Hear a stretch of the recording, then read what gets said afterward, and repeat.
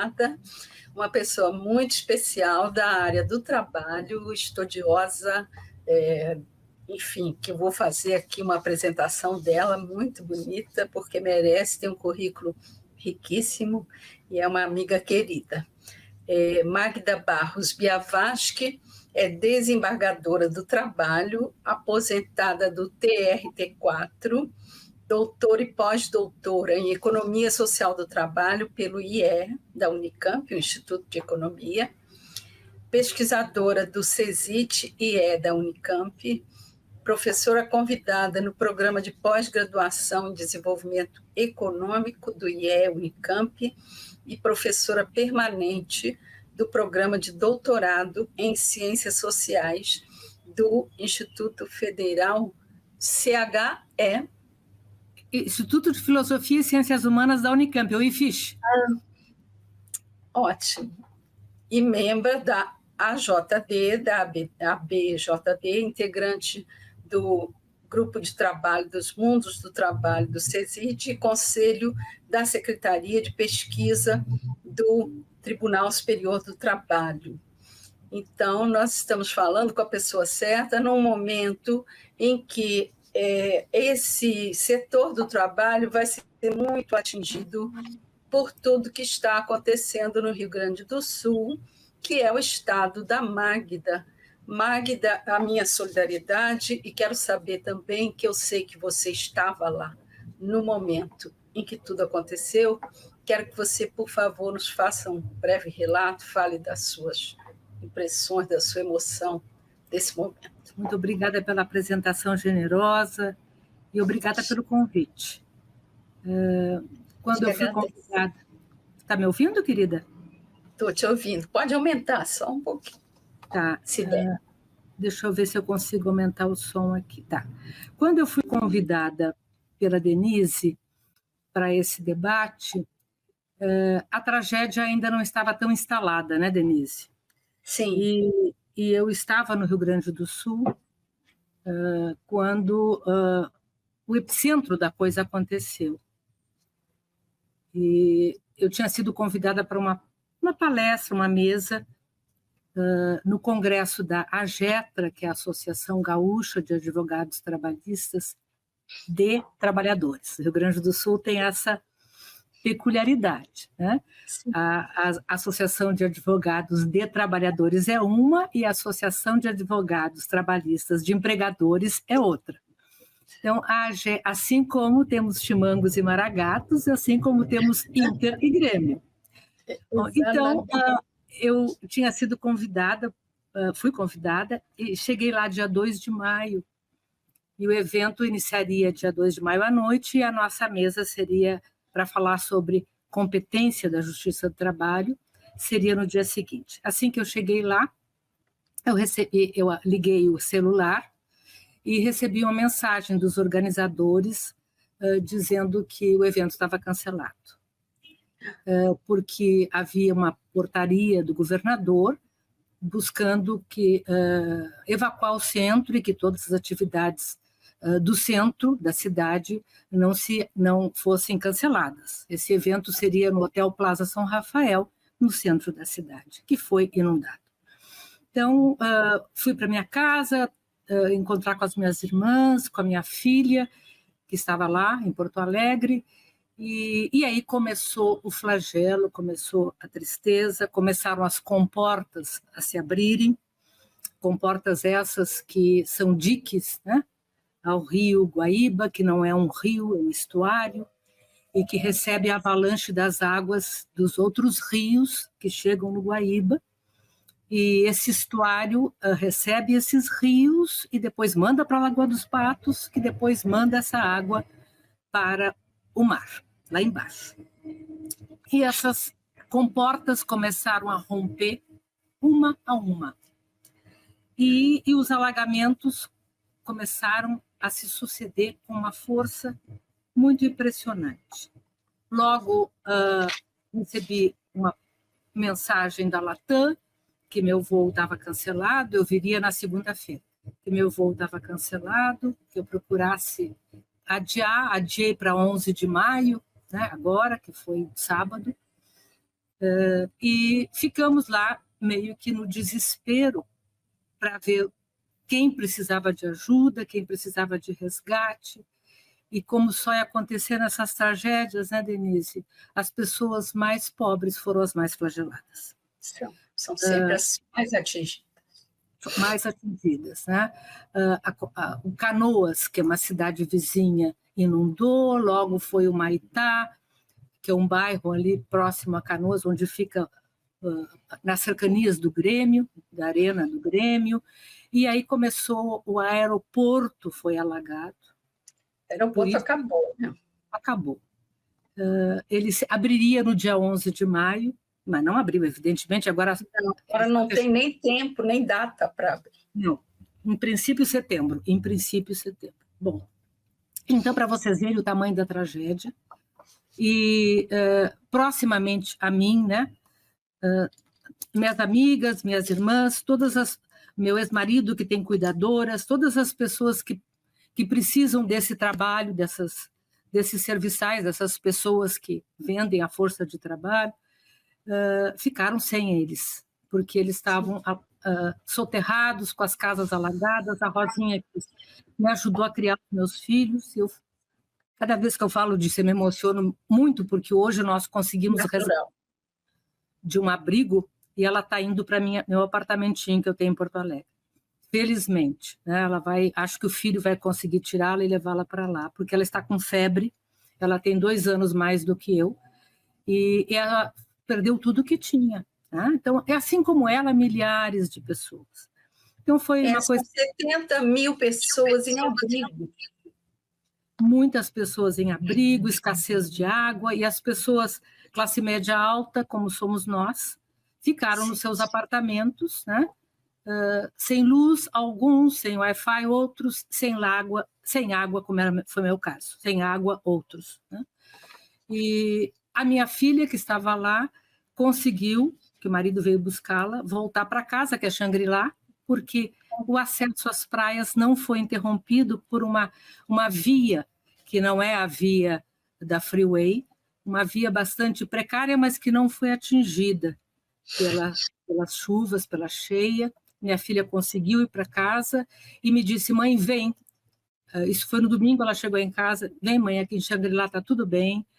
Contrata um Uber, faz como tu puderes, mas vem para cá.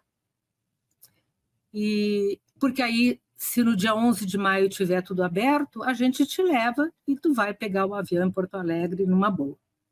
No dia seguinte, segunda-feira, amanheci muito mal, uma sensação de impotência, né, muito grande, e fui ver os preços do Uber, quando conversei com uma amiga, Marilena, querida amiga, que é ministra do TST e que deveria ir para o TST, liguei para ela, ela disse: Magda, resolvi fazer remoto, mas estou indo agora para Capão da Canoa. Capão da Canoa é ao lado de Xangri-Lá.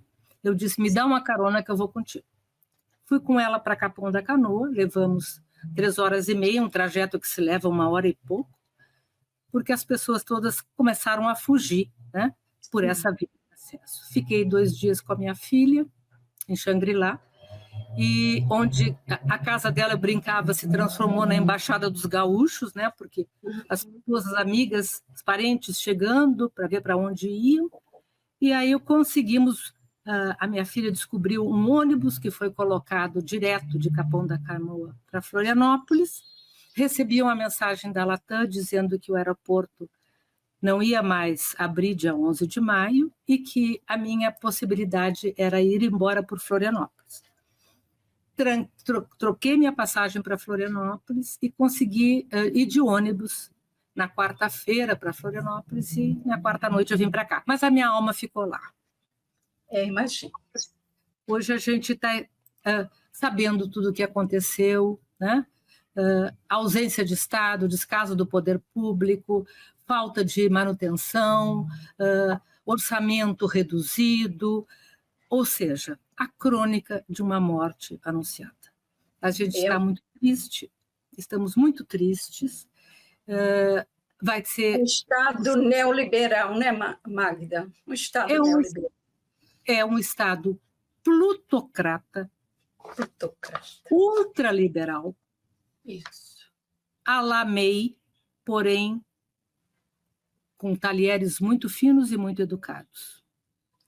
E que poderia, né, ao menos em Porto Alegre, ter tomado as providências devidas.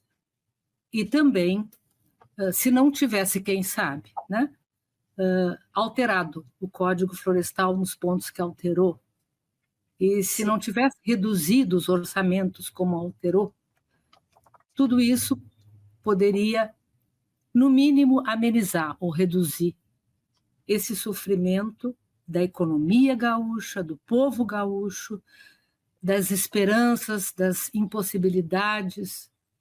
E, felizmente, nessa brutal crise, algo muito interessante, a construção de redes de solidariedade.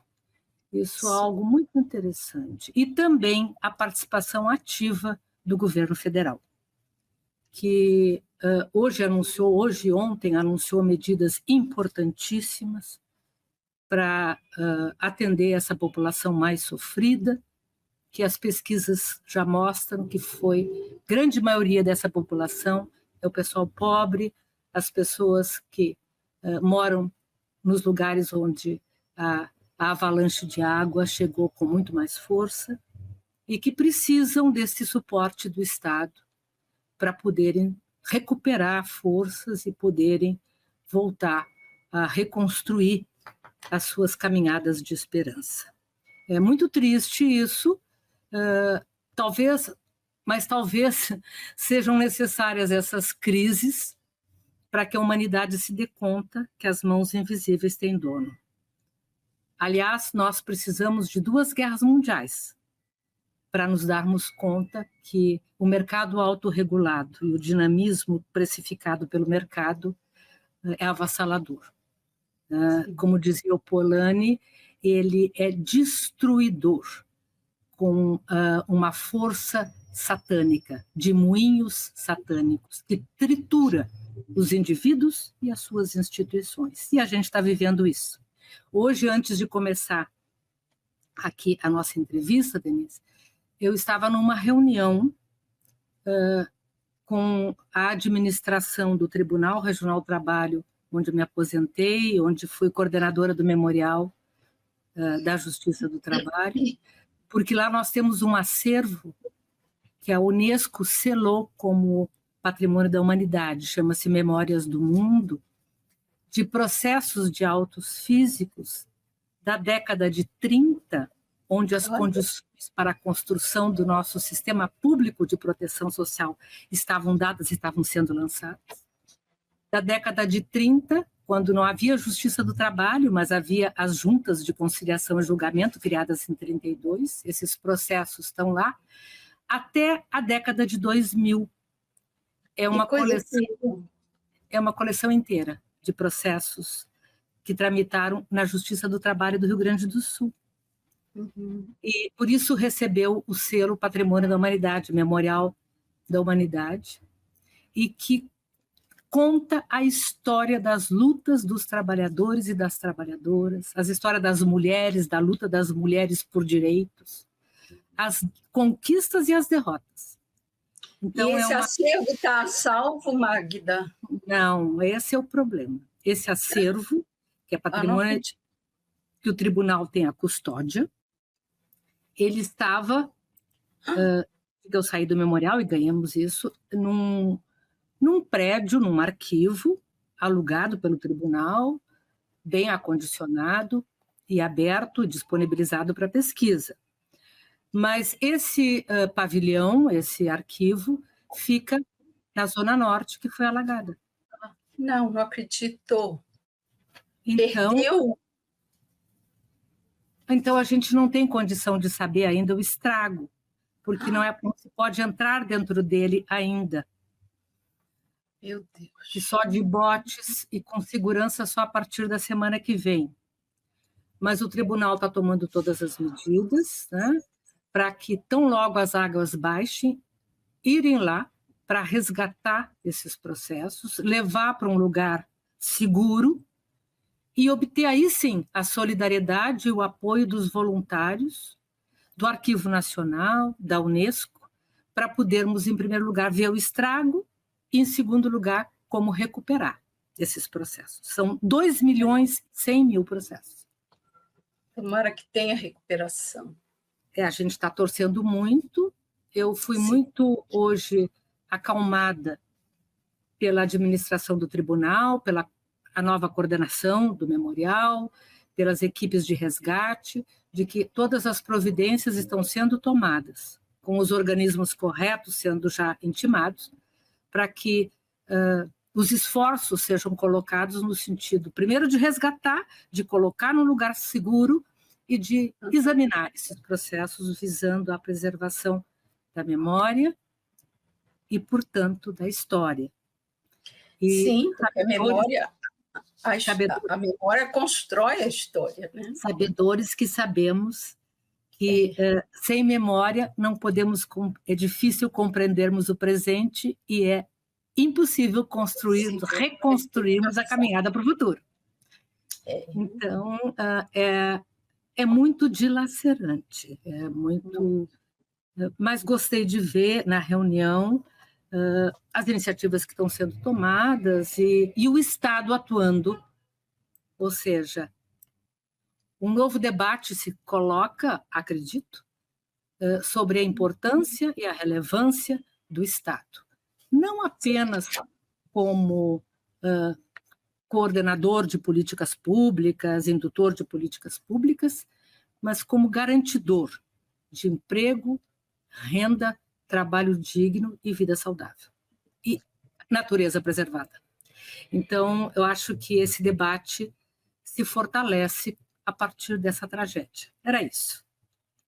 Olha, você fez um resumo emocionado, fez um resumo necessário nesse momento e nos conduziu ao ponto do início da nossa entrevista, que está sendo gravada em 16 de maio, às 16 horas, e que exatamente nós vamos partir desse ponto da deixa que você maravilhosamente nos levou, né? Que é esse novo trabalho. Desde o golpe de 2016, quando Michel Temer rasgou a CLT e instituiu quase um corpo a corpo entre patrões e trabalhadores, né? E estabeleceu que os contratos seriam negociados caso a caso, que os trabalhadores não recuperaram mais e talvez nem recuperem os direitos perdidos, né?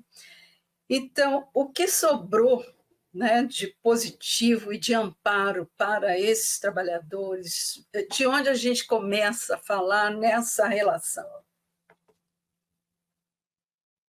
Querida Denise, nós que estudamos, né, o trabalho, o mundo do trabalho, o CESIT é um centro de estudos, né, do trabalho dentro do Instituto de Economia da Unicamp, onde eu estou desde que me aposentei e defendi a minha tese de doutorado lá.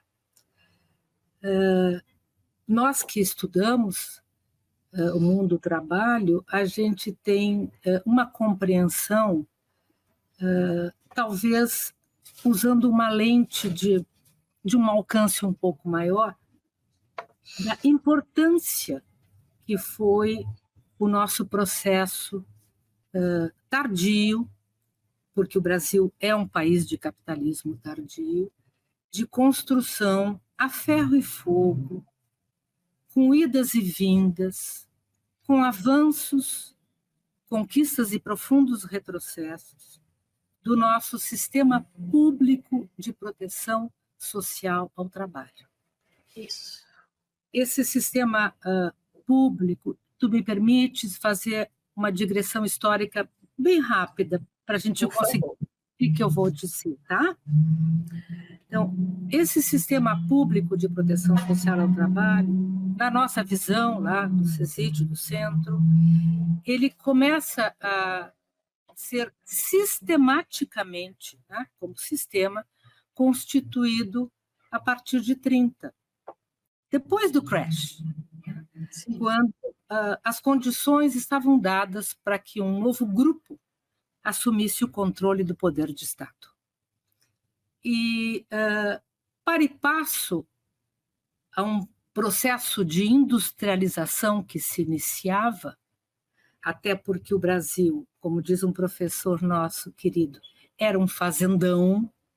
Sim. Em 30, 80% da mão de obra estava no campo, né? Era fazenda modelo, né? Isso, né? A hegemonia café com leite era uma realidade, os donos do poder eram os donos do café, né? Os barões do café, que controlavam, né, todo o sistema econômico, social e político brasileiro. Principalmente político até. Isso, por isso que eu botei político em último lugar. Né? Então, houve o crash, o Rei da Vela mostra isso muito bem, o que aconteceu com o crash. Né? É maravilhoso. Houve um crash, e no crash, inclusive, não sei se tu recorda de um episódio do Rei da Vela, que é maravilhoso, que o Abelardo era o Abelardo, e o Abelardo eram agiotas, né? Hoje seriam os engomados do mercado financeiro, mas eles eram agiotas. Faria Lime, né? seria Faria Lima, tá? Mas eles eram os agiotas. Então, o Abelardo I era noivo, né? Acho que é isso, noivo de uma filha da oligarquia rural falida. Isso. E que tinha dívidas terríveis com os agiotas, né? E Abelardo era uma casa de agiotagem, e ela era a noiva do Abelardo I. Sim. E aí na frente, pelo menos no Rei da Vela era assim, né? Na frente da Abelardo e Abelardo estavam aquelas mulheres desesperadas, os homens desesperados, chorando, querendo entrar lá dentro, chorando, e ela queria saber do noivo o que estava acontecendo. Né? E aí, com isso, eu começo a responder a tua pergunta. Aí ela disse assim, ele disse para ela, mais ou menos assim, querida, há um momento... ela queria saber por que não perdoavam essas dívidas. Né? Querida, há um momento... Ela era uma alienada intuitiva, digamos assim. Era. Uma alienada intuitiva, mas depois ela se revela uma oportunista. No final, a gente vê que ela se revela uma oportunista. Mas ela era uma alienada intuitiva e ela perguntava por que não desculpavam as dívidas e tal. Que nem fizeram agora, ontem, né, quando oportunistamente, quando Lula manda a suspensão da dívida gaúcha por 36 meses, o PL e o filho da família propõem, sem PEC, tem que ser com PEC, a anistia total da dívida. Né? Bom, pois é, não ficaram satisfeitos, né? Bom, aí o que ela pergunta isso para ele e ele diz assim: há um momento em que a burguesia, cansada de fazer todas essas benesses, de respeitar os direitos humanos e essas tantas besteiras, e tira a sua velha máscara liberal e organiza-se. Ponto, policialmente. Né? Então, eu acho que essa passagem é fantástica para a gente olhar isso que aconteceu com a reforma trabalhista de 2017. Não por acaso a peça ficou proibida tantos anos. Exatamente, e há pouco tempo, ele que já morreu, infelizmente, há pouco tempo. Né? Infelizmente, perdemos Celso. Ele reconstruiu a peça aqui, foi uma maravilha, com a Fernanda Montenegro, foi uma coisa fantástica. Bom, mas enfim, em 30, esse novo grupo tomou poder e começa, então, a cumprir as promessas da Aliança Liberal derrotada nas urnas, e como não tinha Estado constituído, e como não tinha TSE, parece que o voto censitário e proibido para as mulheres teria sido fraudado, né? Era voto a cabresto, ele era um voto aberto, censitário e proibido às mulheres, e parece que esse grupo perdeu as eleições na fraude, mas não havia como examinar isso judicialmente, então só ficou na denúncia, e esse grupo resolveu mais tarde, né, vir pelas armas, e veio. na chamada Revolução de Outubro, dizem alguns historiadores, em homenagem à Revolução Russa de 17, que foi a primeira experiência antiliberal no processo de derrocada da ordem liberal burguesa do século XIX. Então, esse grupo que assumiu o poder, ele tinha uma incumbência. Nós estamos falando, só para o nosso telenauta não se perder, nós estamos falando de 30. De 30, sim. Esse grupo assume o poder em outubro de 30. Tá? E a primeira iniciativa foi a construção do Ministério do Trabalho, Indústria e Comércio, isso, que era chamado o Ministério da Revolução. Isso. Tudo estava lá. Trabalho, indústria e comércio. E o processo de industrialização se inicia, primeiro lentamente, depois com mais expressão, até chegar a 1980, quando há uma estagnação. E nesse processo, de 30 a 80, para e passo ao processo de industrialização, que tornou o Brasil de um fazendão na 8ª potência econômica do mundo, e isso não foi pouca coisa em tão pouco tempo, né? Para e passo, era necessária a construção de um sistema público de proteção ao trabalho, né?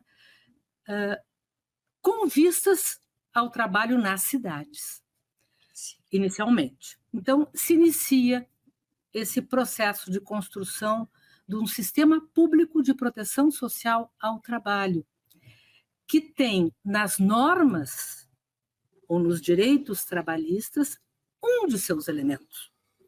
São normas de ordem pública, inafastáveis pela vontade individual das partes, visando a constituição de um sistema público de proteção, mas que incorpora não só os direitos, as normas, mas também as instituições do mundo do trabalho que passaram a ser criadas. Instituições essas que, sobretudo em 1932, começaram a ser criadas e foram germe das instituições tal como nós as conhecemos hoje. E que instituições são essas? A Justiça do Trabalho, né, cuja lógica fundacional foi a de concretizar esse novo direito, que não tinha nem nome ainda, que era chamado de direito social, né? E a Justiça do Trabalho, que foi criada na Constituição de 34, no capítulo da Ordem Econômica, olha que interessante, mas para ser regulamentada, e que nunca foi regulamentada até 39, porque cada vez que ia um projeto, quando abriu o parlamento, cada vez que ia um projeto, tinha uma resistência enorme, Getúlio mandava retirar o projeto. Então, a Justiça do Trabalho, que depois foi regulamentada em 39, instalada em 41, e só em 46 ela passou a integrar o Poder Judiciário, mas não só a Justiça do Trabalho. Os sistemas de fiscalização, que hoje nós temos 2 no Brasil, né, que são os auditores fiscais do trabalho e o Ministério Público do Trabalho, que são sistemas que vão fiscalizar e coibir, né, a não observância dos direitos e dos direitos difusos, né, esses 2 sistemas de fiscalização, e as organizações sindicais. Então, esse é o complexo. Tudo isso eles tentaram destruir recentemente. Exatamente, tudo isso compõe um sistema, que é o Sistema Público de Proteção Social ao Trabalho. Eles queriam detonar esse sistema. Que veio com muitas dificuldades, né? Passou pela CLT, passou pelos decretos de 32, passou pela Lei 62 de 35, uma lei maravilhosa que incorporou os direitos da véspera, passou pela CLT. Passou pela ditadura. Exato, passou pela ditadura, onde teve 3 ondas liberalizantes no mundo do trabalho, mas não conseguiu destruir o sistema. Vovô Roberto Campos trabalhou muito para isso. Exatamente, a lanterna na popa. Aí a primeira onda liberalizante foi a garantia de emprego, a estabilidade decenal, que foi uma conquista dos ferroviários de 23, que foi incorporada pela Lei 62 de 35 e que a CLT incorporou. Foi eliminada essa estabilidade por exigência das multinacionais. Na época se falava em multinacionais. Sim. Exigência das multinacionais para que o investimento pudesse vir para o Brasil. E substituída por um fundo de garantia. Mas não baratear a mão de obra, né, Magda? Certo, para atrair o capital que viria para cá. Esse era o argumento. Aí, logo depois, veio a proibição da atualização dos salários ou do aumento salarial pelos índices inflacionários. Isso. E, em 74, a terceira onda liberalizante para o mundo do trabalho, que foi a Lei 6.019, que introduziu pela primeira vez no Brasil um terceiro entrando no binômio empregado-empregador, que é a possibilidade, abriu as portas para a terceirização. Ainda não era terceirização, era no trabalho temporário, permitiu a triangularização, como era chamado na época, porque ainda não existia a expressão terceirização. Mas passamos pela ditadura, a CLT se manteve intacta, com algumas reformas tópicas, passamos pelo novo sindicalismo, que foi super importante, e todo esse caldo foi para o processo constituinte, e a Constituição de 1988 pegou esse caldo, elevou essas conquistas e esses direitos à condição de sociais fundamentais. E isso não é pouca coisa. E não só isso, ampliou esses direitos e essas instituições àqueles que estavam excluídos do campo de aplicação da CLT, os rurais e os trabalhadores domésticos, ou as trabalhadoras domésticas, rurais e urbanas. Aliás, é bom destacar que a própria ditadura criou o Fundo Rural, né? Exatamente. Então, tem essas contradições. Mas tudo isso chega na Constituição, que é uma Constituição que não é uma Constituição liberal. Não. Isso é importante a gente sublinhar. Já foi bastante alterada, mas ela não é uma Constituição liberal.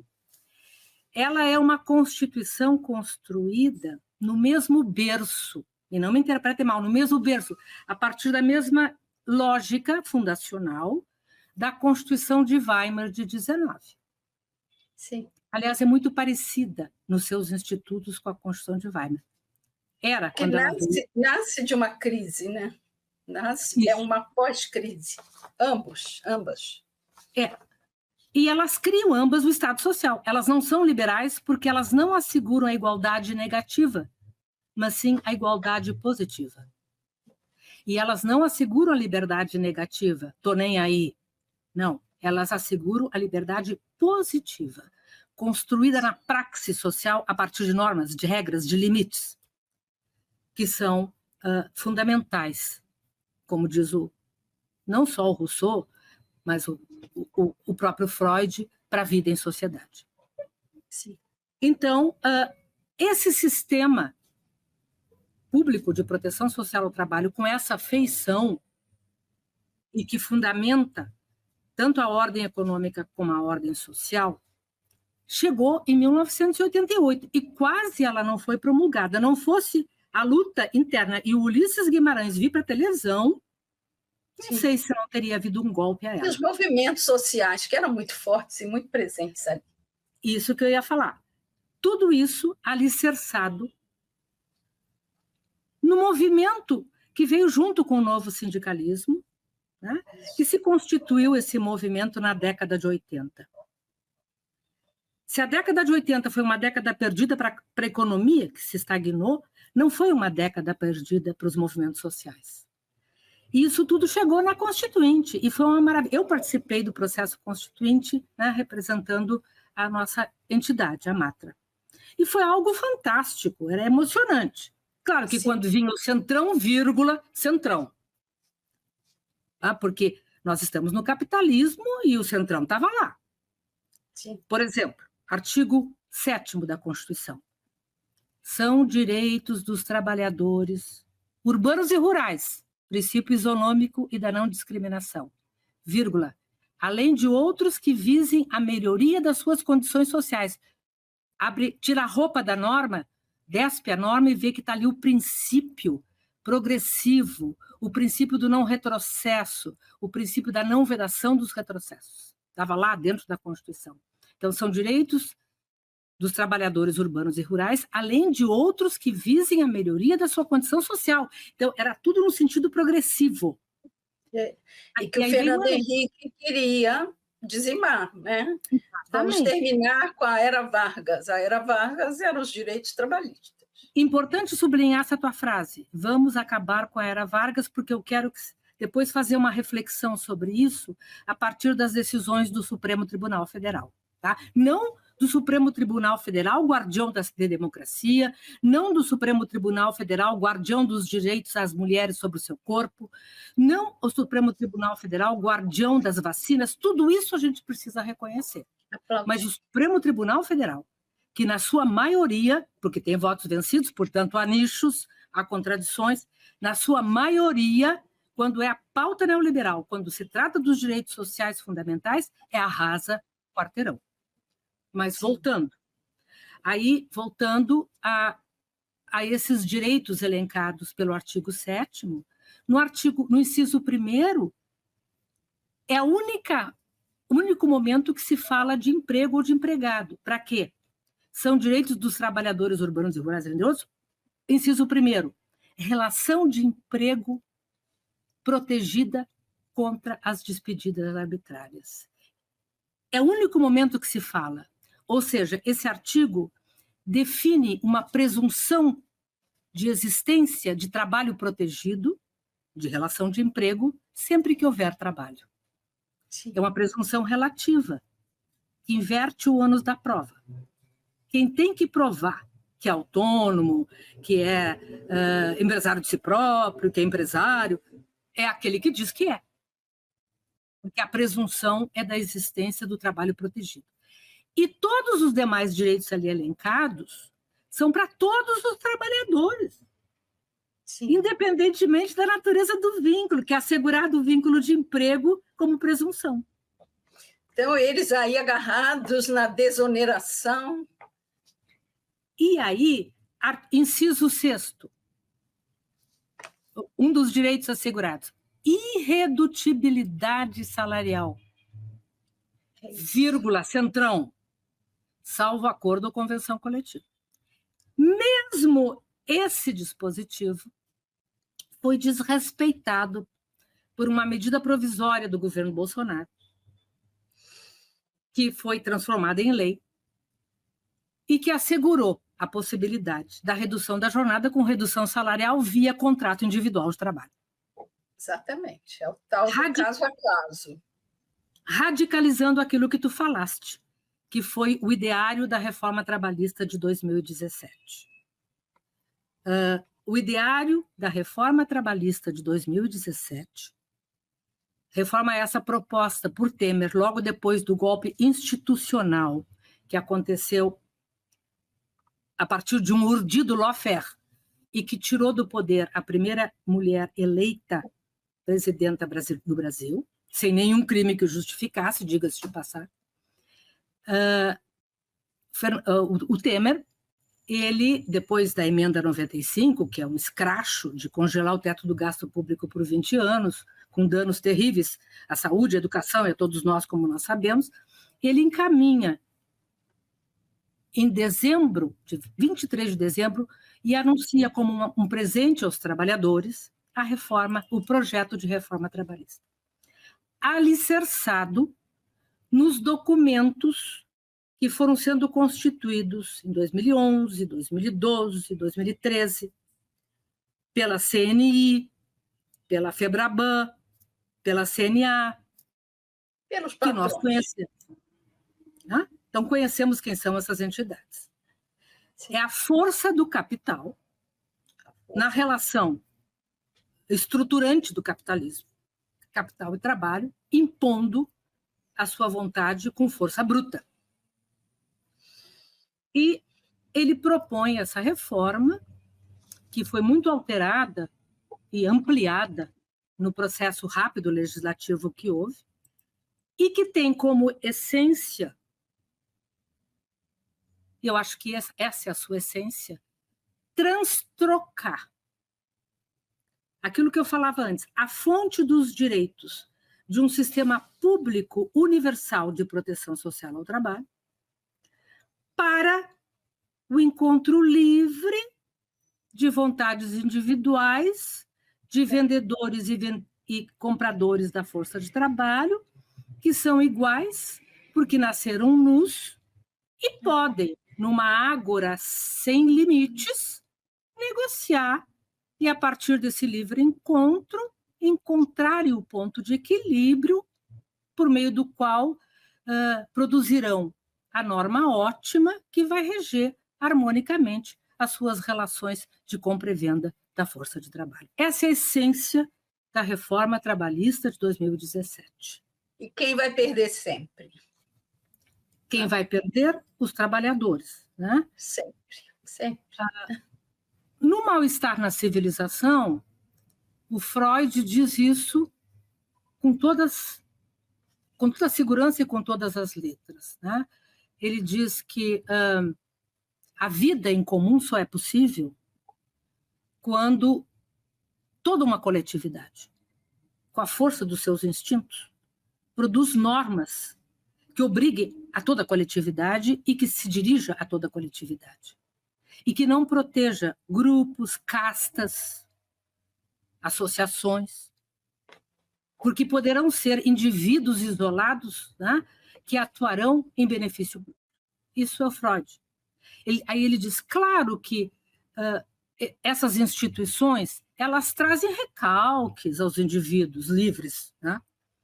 Mas elas são essenciais para assegurar a vida em sociedade. Então, acho que esse é um elemento fundamental. E trazendo para Marx é a luta de classe, né? Então, aí tu trazes um outro elemento fundamental, que é o capitalismo. Quando Rousseau pensou no contrato social e no discurso sobre as desigualdades, que os pactos entre desiguais são sempre injustos, e que para haver a construção de uma sociedade alicerçada no bem comum, era necessário que os interesses privados não subjugassem o sentido do público.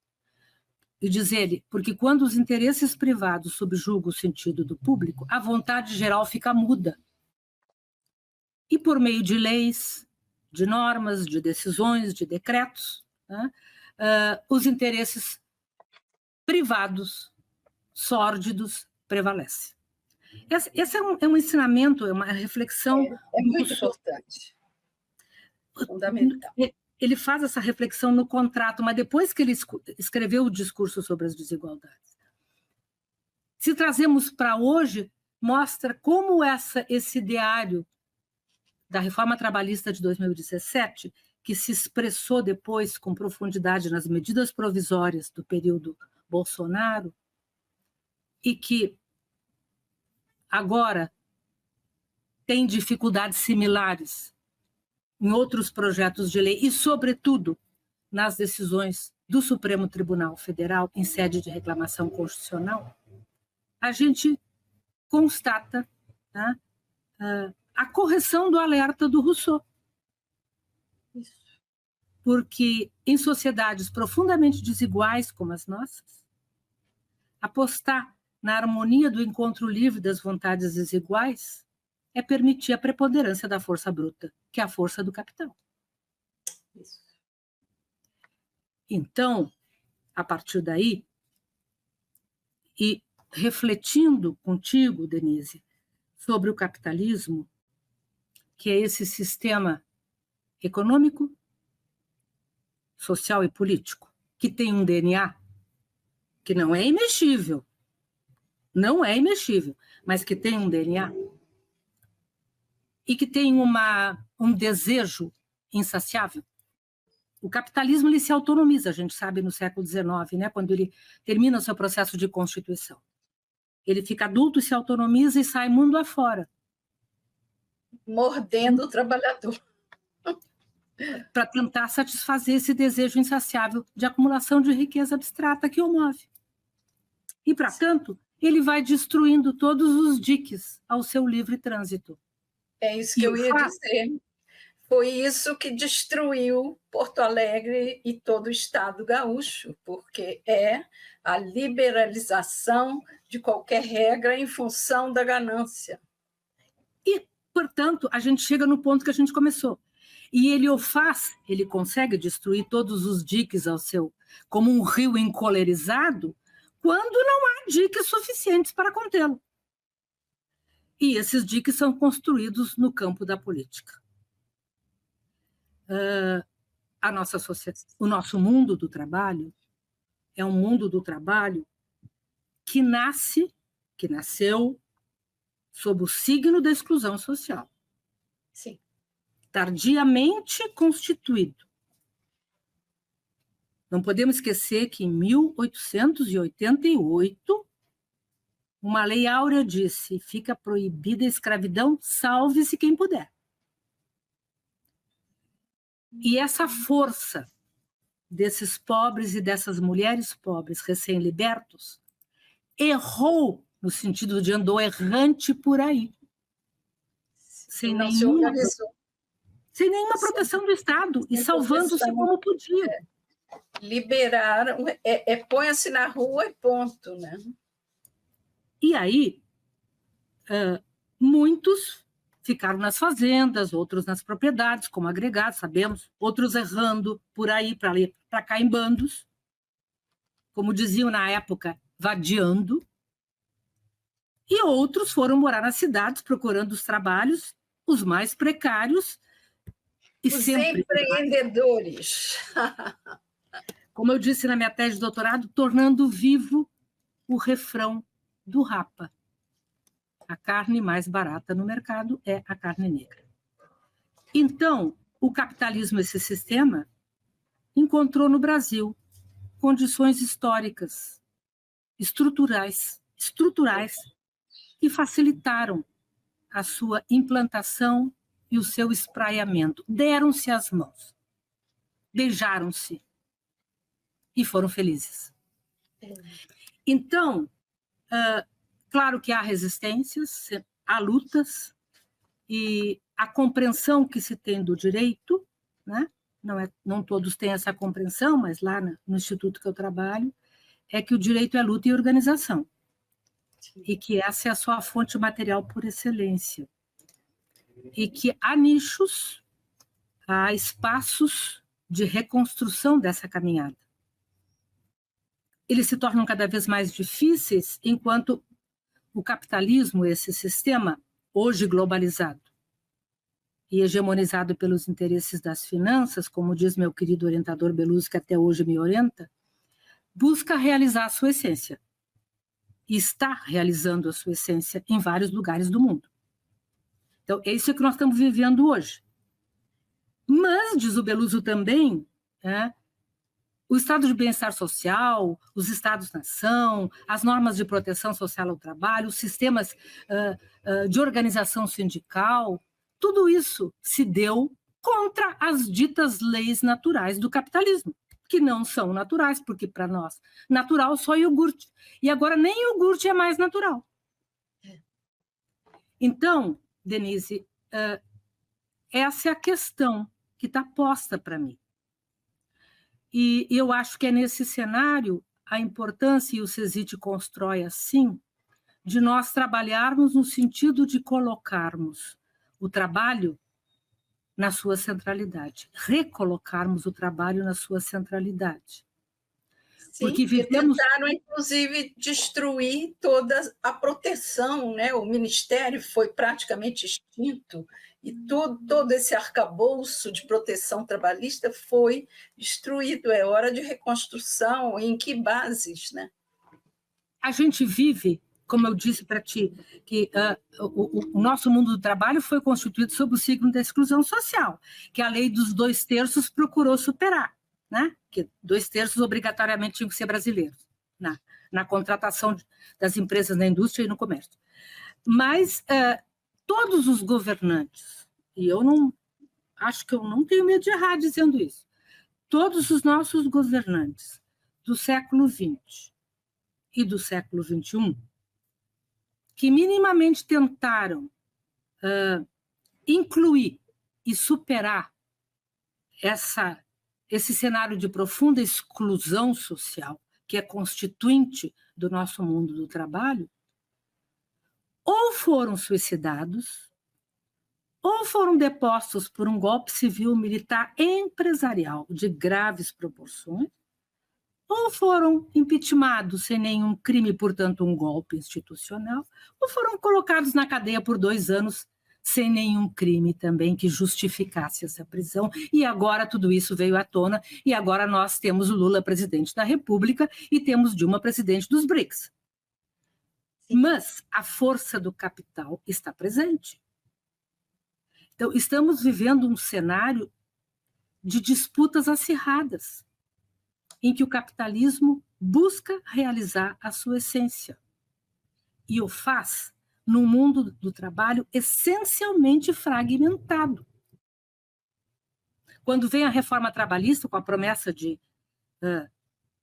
modernizar as relações, tirar a rigidez da CLT para atrair o capital, para investir, para dinamizar a economia e para gerar emprego e renda e para integrar, nós vimos que, à custa disso, foram retirados direitos, foram legitimadas formas espúrias de contratação.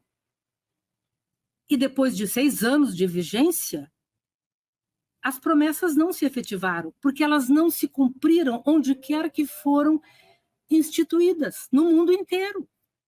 Olha o exemplo da Espanha, que foi nossa referência para a reforma trabalhista e que hoje está no processo de contra-reforma. Porque lá a miséria aumentou, a desigualdade aumentou, a informalidade aumentou, a insegurança aumentou. E eles estão fazendo, com dificuldades também, mas estão fazendo a contra-reforma. Magda, nós estamos caminhando aqui para o final, nós temos 3 minutinhos mais, que eu dei 10 minutinhos de tolerância. Eu queria que você, nesse fecho, nos dissesse o seguinte: o sindicalismo acabou, o projeto dos empreendedores que o Lula colocou na mesa foi rejeitado pelos trabalhadores, eles têm hoje uma nova postura de dizer que são autônomos e que dão conta de si mesmo. E como é que você percebe o desfecho disso? Como é que vai terminar? Que cenário nós temos e que perspectivas? Então, a gente trabalha com a ideia de necessidade de recuperação da centralidade do trabalho e com a ideia de possibilidade de construção de um sistema único, público, que assegure direitos e garantias a todas as pessoas que trabalham, independentemente da natureza dos serviços prestados. Essa é uma ideia fundante. Eu participo de um grupo que o senador Paim coordena, que vai nessa linha. A Espanha está pensando nessa linha. É importante recuperar esse sistema público de proteção que tem a força agregadora de todas essas forças de trabalho fragmentadas. Nós temos hoje quase 70 milhões fora da força de trabalho. É muita gente. E 2/3, se abrir o dado, são mulheres. Nós temos, mesmo depois da reforma, e até por conta da reforma que contribuiu para isso, um aumento muito grande da informalidade. Hoje, quase 50% dos que estão na força de trabalho estão na informalidade. Sim. E temos um aumento significativo dos empresários de si próprios, dos PJs, que acreditam ou foram levados a acreditar que são donos do seu tempo e que podem administrar o seu tempo como bem quiserem. Jornada de 12 horas e salário.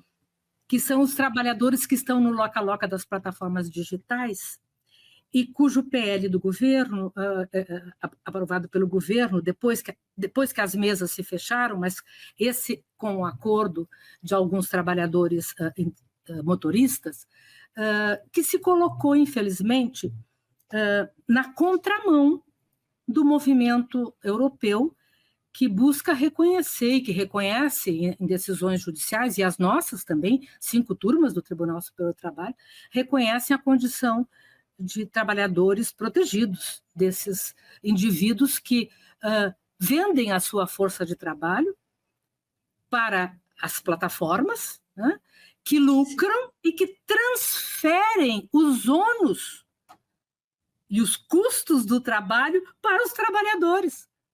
Eles são responsáveis pelo equipamento, pelo seguro do carro, pelo carro, e eles têm todos os ônus, e ainda por cima foi-lhes vendida a ideia de que eles são livres e autônomos para fixarem. E estão rejeitando o projeto do governo de estabelecer hora, de estabelecer previdência.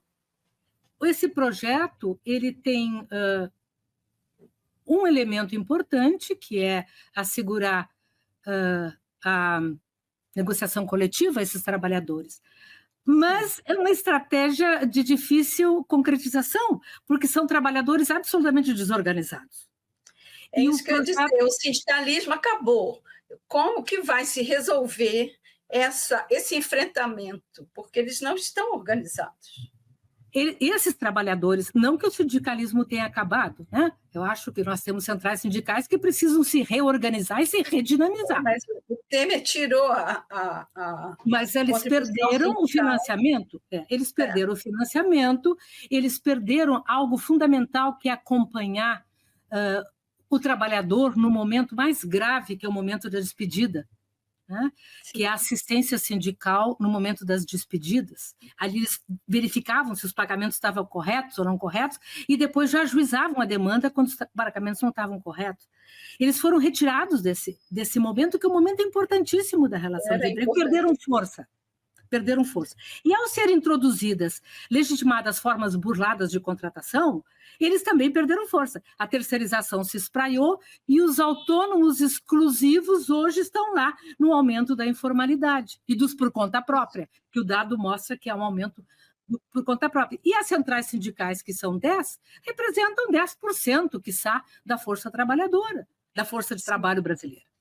Então, estão fragmentados, precisam se reconstruir, repensar. Mas esse projeto, ele atua num cenário de alta fragmentação e, portanto, amplia a fragmentação ao permitir, ao assegurar a alavanca para novos direitos via negociação coletiva de trabalhadores que não querem se sindicalizar, que negam as organizações coletivas e são precariamente organizados.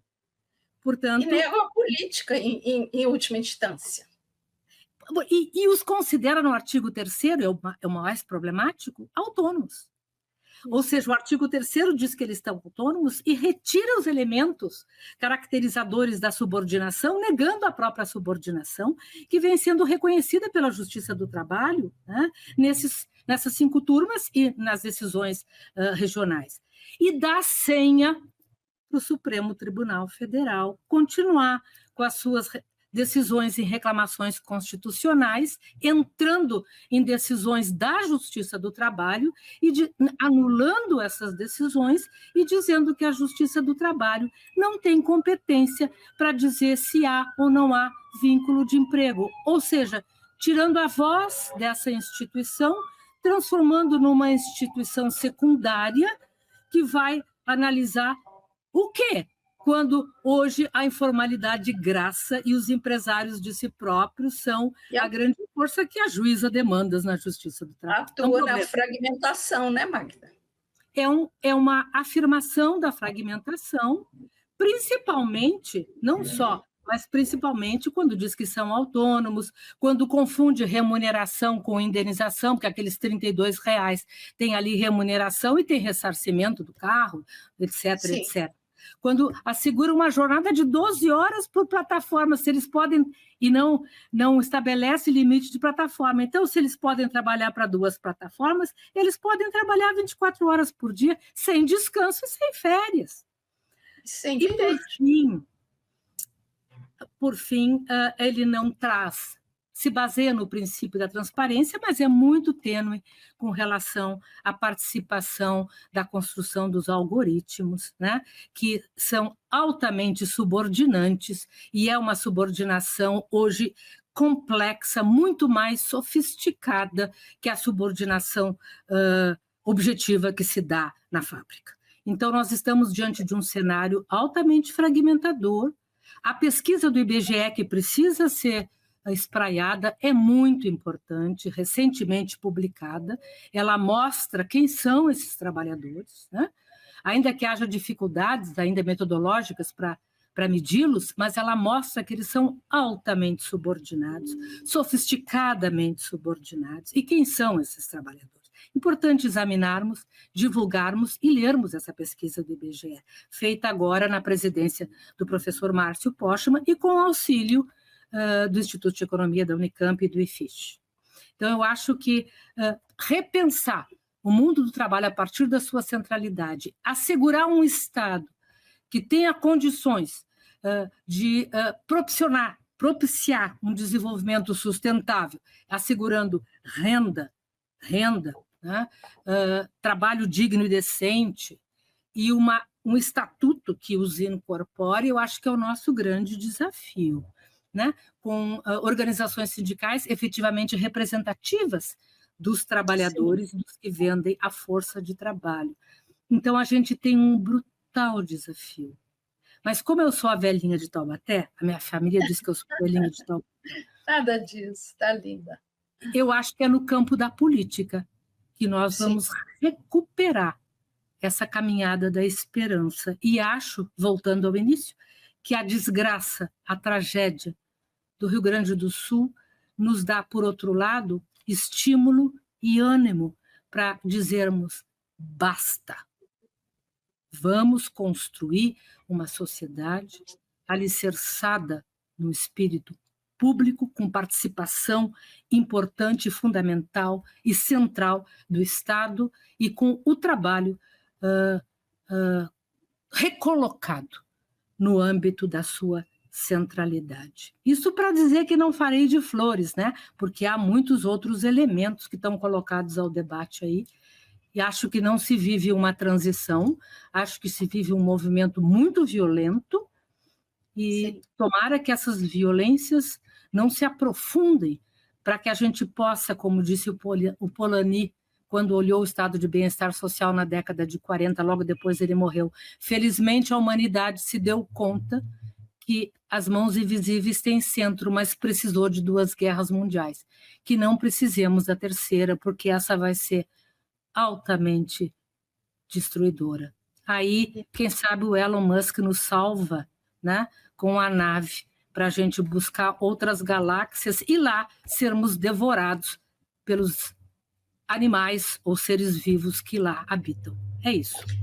Eu acho que não vai precisar disso. Tomara. Porque nós tivemos a nossa guerra particular e todo esse fator de esperança ficou desenhado ontem no discurso do presidente Lula. Eu espero que você concorde comigo. Lula está sendo importantíssimo para o Rio Grande do Sul, para o Brasil e para o mundo. Sim. Ele é a grande liderança e que pode, inclusive, contribuir para essa discussão global, no sentido de se repensar os nossos modos de produção e de pensarmos que todos os que produzimos temos direito a consumirmos aquilo que a gente produz. Então, eu acho que podemos apostar nessa caminhada, né? Que precisa de heróis, né? E de lideranças, né? Que tenham a força d'alma, tá? Para resistirem à corrosão das esperanças, porque a corrosão das esperanças é brutal e destruidora. Então, por isso que eu prefiro ser velhinha de Taubaté, né? Então, eu acho vamos ter otimismo e esperança e encerrar com a sua fala tão precisa e tão sábia e esperançosa. Nós temos que nos esperançarmos, né? Eu agradeço demais a sua aula, a sua participação, o seu desenho desse universo trabalhista em que você atua de forma maravilhosa. Muito obrigada, Magda. Até uma outra oportunidade, que você voltará para esmiuçar todo esse universo aí de uberização. Obrigada, querida. Falei com a alma. Sim, com certeza, e nós percebemos, o recado chegou. E a nossa comunidade, um beijo e obrigada a você. Até a próxima. Tchau. Obrigada, querida.